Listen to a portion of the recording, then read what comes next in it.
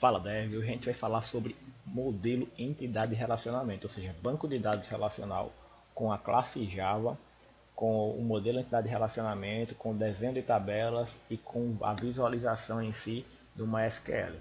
Então para essa aula aqui eu trouxe um cenário bastante simples para a gente começar a já aprender tudo aqui e começar a aplicar.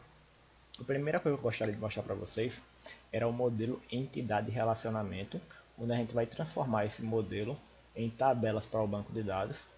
E depois que a gente tiver essa visão aqui, a gente vai traduzir isso aqui rapidamente para o Java, utilizando o Spring Boot para que a gente possa fazer um mapeamento de uma classe para um objeto e ainda transformar esse objeto em uma tabela do banco de dados, fazendo um mapeamento objeto relacional, de uma forma bem rápida e simples.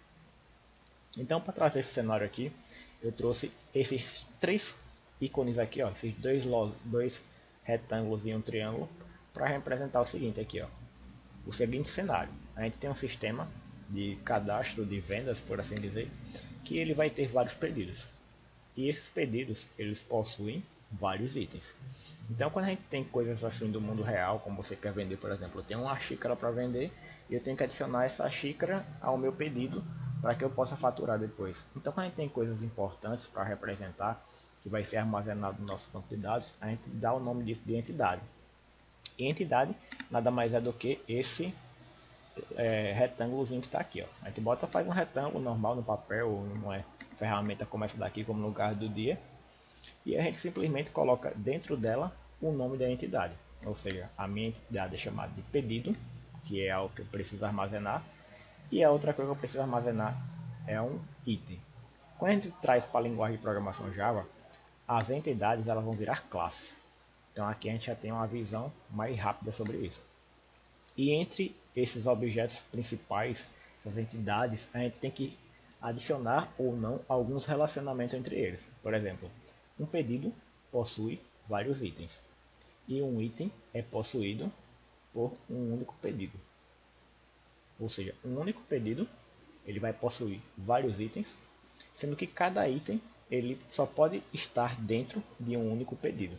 Ou seja, eu não vou ter uma xícara que está com um código de barras único, com um preço único em dois pedidos diferentes. Eu não posso ter isso.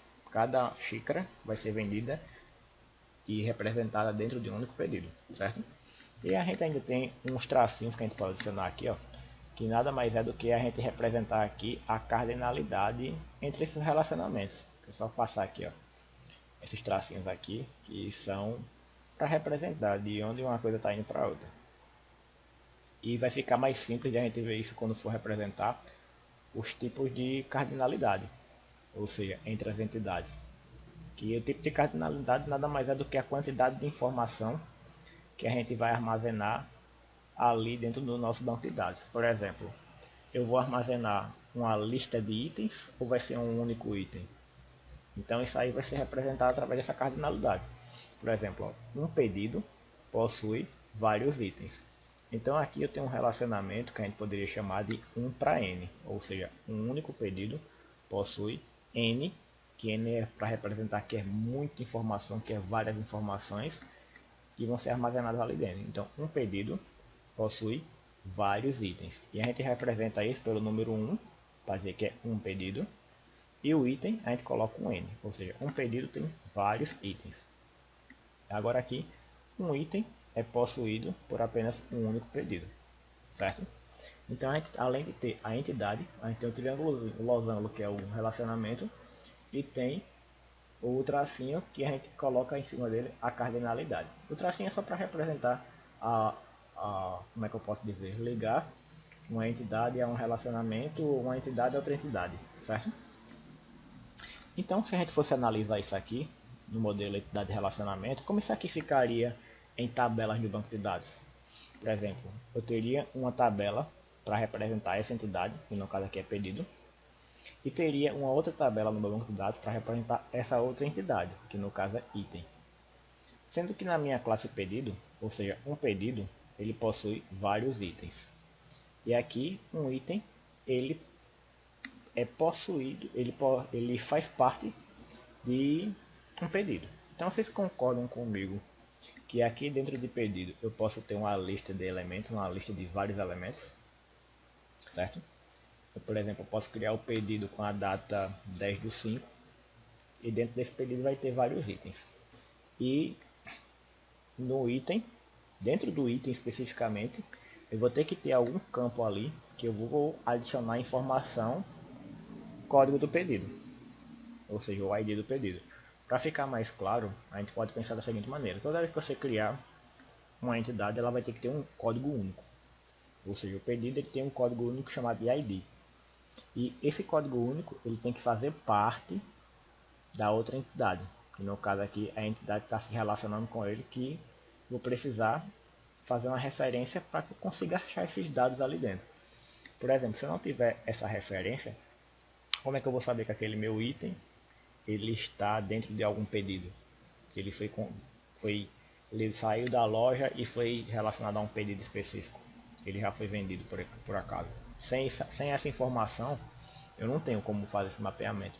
E além disso, eu posso trazer aqui os relacionamentos. Por exemplo, pedido, tem aqui, por exemplo, um item.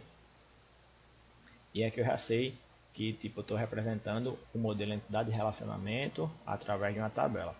Quando a gente faz uma coisa um pouquinho mais longe, que a gente vai trabalhar com classes, a gente pode representar duas classes aqui que eu já deixei pronto aqui. Nosso projetinho aqui, ele só tem o pacote principal, onde tem o código main aqui, o executável no Java. E aqui, nesse pacote que eu chamei de entidade, eu tenho as minhas duas entidades aqui, ó.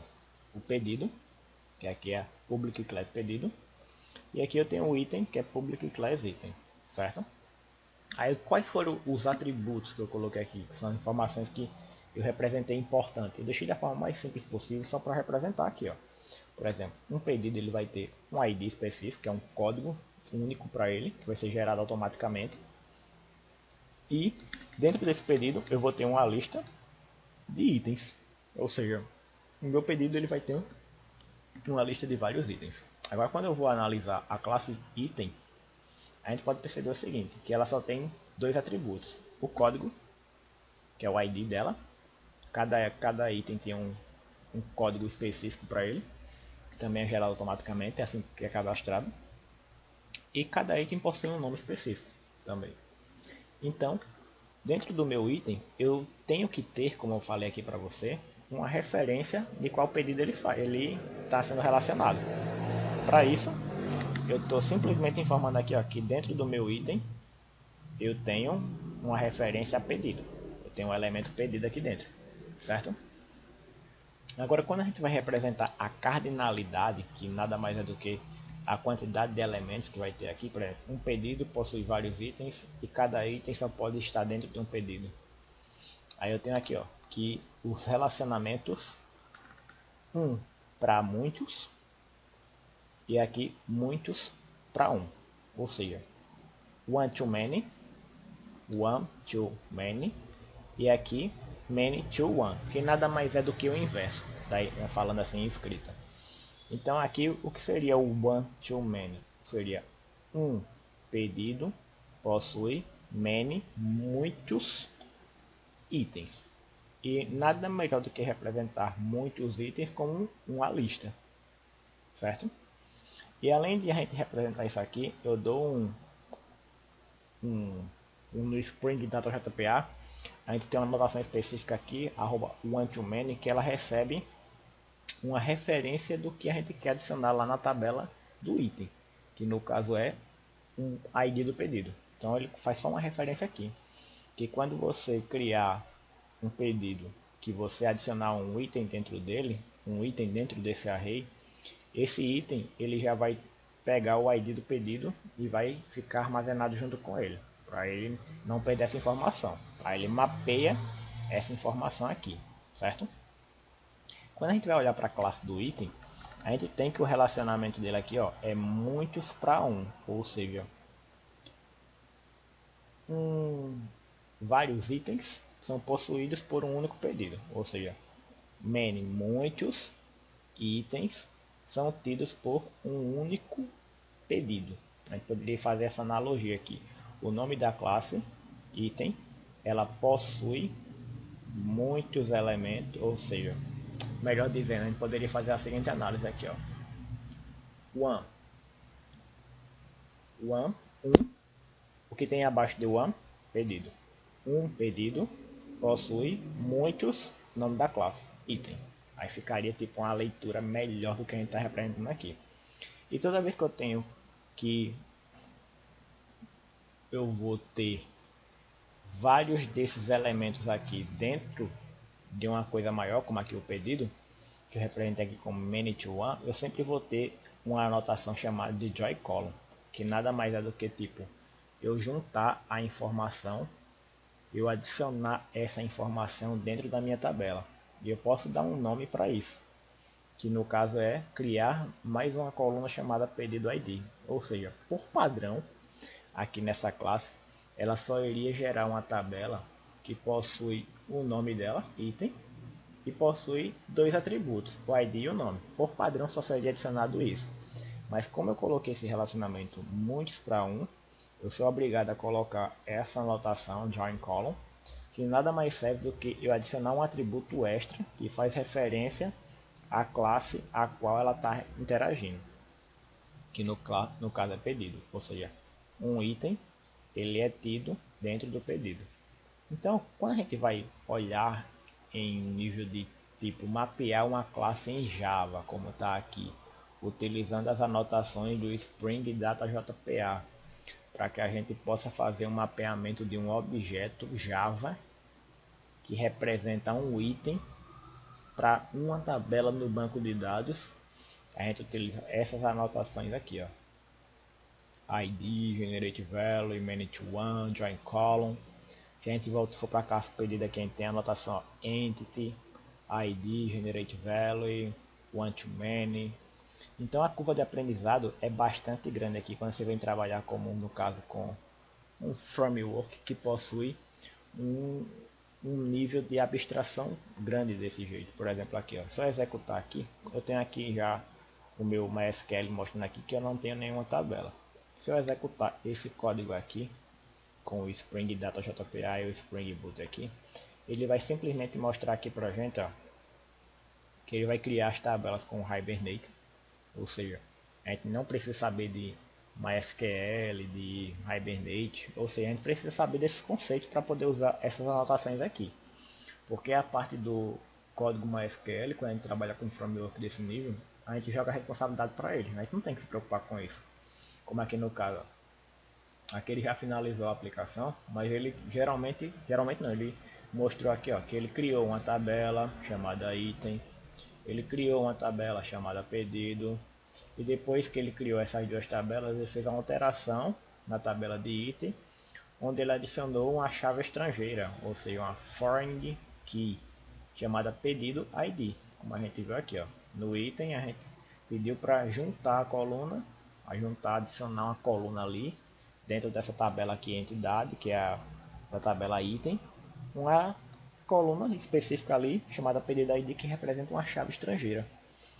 E esse ID aqui, que a gente coloca com isso aqui, ó, ID Generate Value, vira a chave primária. Então se você olhar aqui na classe item, ele tem aqui, ó, uma primary key, que vai ser chamada ID, que é um código único ali, que no caso é isso aqui, ó. Tudo isso aqui está representado nesse espaçozinho aqui, ó, primary key. Ou seja, você pode perceber que isso aqui é tudo código SQL, que foi gerado especificamente pelo Hibernate por baixo dos panos aqui, sem a gente mexer com MySQL no código Java. Ou seja, o Spring Boot, uma dependência Spring Data JPA, fez o mapeamento de uma classe, de um objeto Java para uma tabela no banco de dados. Então, como é que a gente pode ver o resultado disso aqui? No nosso terminal aqui, eu vou mostrar só Show Tables, para você ver aqui quais foram as tabelas que foram criadas. No caso aqui ele criou a tabela, ó, item e pedido. Se eu der aqui uma descrição, um describe, para mostrar como foi que ele criou aquela tabela ali, no caso eu quero ver como é que está a estrutura da tabela pedido aqui com MySQL.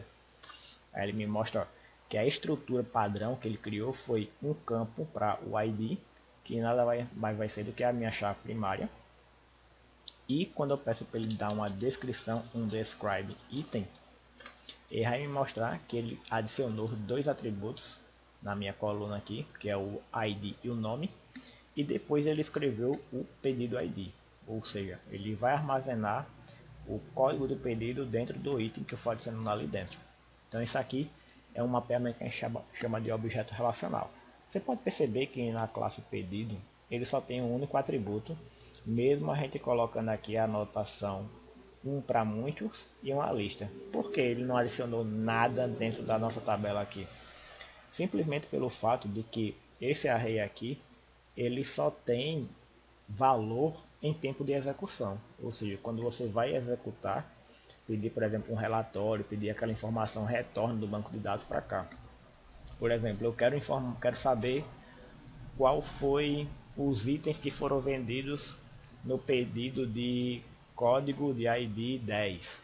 Aí ele vai buscar todos os itens no banco de dados e vai armazenar automaticamente aqui dentro desse array, quando ele instanciar. Quem está jogando a responsabilidade para o Spring Boot fazer esse gerenciamento para a gente. Então isso aqui facilita muito na hora de você desenvolver o código. O legal seria que você tivesse primeiro a base de banco de dados, MySQL, sabendo as consultas, sabendo como você cria uma tabela, como você altera uma tabela, como você insere um dado, como você apaga um dado, como você altera uma informação que você colocou ali dentro. Para quando você conseguir analisar isso aqui, ó, o que o Hibernate está gerando, você consiga vir aqui no MySQL, no prompt, analisar para ver se realmente era aquilo que você precisava criar. Depois de você fazer isso múltiplas vezes, isso aqui vai virar tão natural que você não vai precisar nem estar verificando. E aqui você vai precisar depois só se adaptar a entender qual é a anotação que você precisa colocar para transformar uma classe em uma tabela, para transformar um atributo em uma chave primária, para transformar uma lista de itens em um relacionamento do banco de dados, para que você também possa adicionar uma informação de uma tabela em outra, que a gente chama de chave estrangeira, para ter esse relacionamento, para não perder essa informação.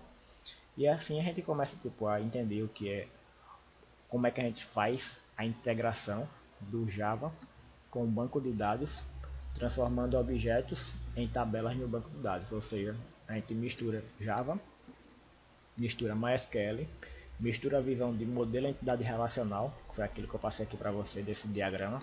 Depois a gente mistura com a visão de como seriam as tabelas. Aqui eu estou abstraindo algumas coisinhas que a gente pode colocar aqui, que são os atributos para representar através de círculos. Poderia colocar aqui, por exemplo, que no... Deixa eu apagar isso aqui que foi errado. Esse círculozinho aqui, ó. Deixa eu ver se tem aqui o ML, que fica mais fácil. O ML tem. Pronto, aqui, ó. Eu poderia dizer que no meu pedido eu só vou ter um atributo específico, que eu vou chamar ele de ID. Eu vou só fazer uma ligação aqui entre esses elementos. Deixa eu apagar aqui e botar a setinha. E essa setinha aqui depois você pode definir ela como uma setinha mais simples assim, só para dizer que ela está ali dentro, que é um atributo. Cadê ela aqui? Deixar essa daqui só para representar rápido aqui, para a gente visualizar. Ou seja, o meu pedido tem um atributo chamado ID. E aqui o meu item, ele tem um atributo também chamado ID. Vai ter um outro atributo chamado nome. E vai ter um outro atributo que vai ser a chave estrangeira, que vai ser no caso pedido underline ID. Aí eu estou só abstraindo esses três elementos aqui, certo? Que a gente poderia mapear isso aqui bem melhor quando a gente fosse criar um projeto para transformar uma entidade em uma classe Java e depois essa entidade, essa classe virar uma tabela no banco de dados, como a gente viu aqui com uma SQL, tá certo? Então espero que essa aula aqui tenha ficado bastante claro para vocês. Se tiver alguma dúvida, deixa aqui nos comentários. Eu sei que é um pouquinho complicado de você analisar esse many to many, one to many ou one to one, que a gente tem também, para que a gente crie esses relacionamentos entre as entidades, as tabelas. E assim a gente vai tipo aprendendo que a gente pode fazer o mapeamento, o desenho primeiro do nosso projeto, depois transformar esse projeto que a gente chama de mini mundo, essa visão que a gente tem do que precisa ser armazenado dentro do banco de dados e quais são os relacionamentos daqueles elementos ali. Depois que a gente tem essa visão aqui a nível de banco de dados, a gente pode pensar aqui em tabelas. E depois que a gente começa a pensar em tabelas com os relacionamentos, a gente pode também pensar em como seria essa representação através do Java ou da linguagem de programação que a gente precisa utilizar, seja ela qualquer outra, que tenha essa funcionalidade, a gente desenhar assim. Caso você esteja utilizando um framework como esse daqui, o Spring Data JPA, do Spring Boot, essa dependência, você pode simplesmente colocar anotações e tipo, não precisa mexer com o código SQL. Mas se você quiser também, você pode utilizar um JDBC, um gerenciador de banco de dados, onde você vai só adicionar a biblioteca ao projeto, adicionar um arquivozinho .jar, e vai permitir que você faça a conexão do Java com o banco de dados. A única diferença de você não utilizar o framework é que você vai ser obrigado a digitar código SQL ali dentro. Aí tipo, vai ficar mais difícil, vai ter que saber quais são as classes do Java que vai, por exemplo, realizar a conexão com o banco de dados, qual é a classe que executa uma consulta SQL, como é que você escreve uma consulta SQL ali dentro, como você recupera algum dado, como você pega algum dado do banco de dados e você vai mapear para uma lista, ou seja, fica muito mais complexo do que você mexer com um framework que já está tudo pronto. Mas esse é o processo natural da gente começar a aprender. Primeiro a gente aprende a linguagem de programação como Java, depois aprende um banco de dados como SQL, todos os dois de forma separada. Depois você aprende a integrar o banco de dados com o Java. Geralmente é dessa forma que eu falei para você. A gente pegando uma biblioteca, um arquivozinho .jar, MySQL Connector, por exemplo, para Java, a gente adiciona aqui dentro do projeto e começa a mexer como JDBC, utilizando as classes do Java mesmo. E depois que a gente tem essa visão geral, a gente pula para um framework como o Spring Boot, que tem uma dependência do Spring Data JPA, e a gente consegue utilizar notações para fazer esses relacionamentos, criar essas tabelas e até para conectar o banco de dados. Olha como é simples aqui, ó. A gente só tem que informar aqui a URL, o nome do login e a senha, e ele, com isso aqui ele já conecta no nosso banco de dados, sendo que na URL tem o nome do banco de dados aqui, ó. E aqui é só para ele mostrar os códigos, como a gente está vendo aqui, para ter um debug. E aqui, se a gente precisa fazer alguma alteração em tempo de execução, ele já criar as tabelas para a gente ir alterando aqui, sem precisar parar a aplicação assim de vez. A gente consegue tipo, ter uma visão melhor aqui. Então, se você gostou desse vídeo, deixe seu comentário, seu like, compartilha com a turma. E se tiver alguma dúvida, deixa aqui nos comentários. E também analise os links que eu vou deixar aqui na descrição do vídeo no comentário fixado, beleza? Então, até uma próxima.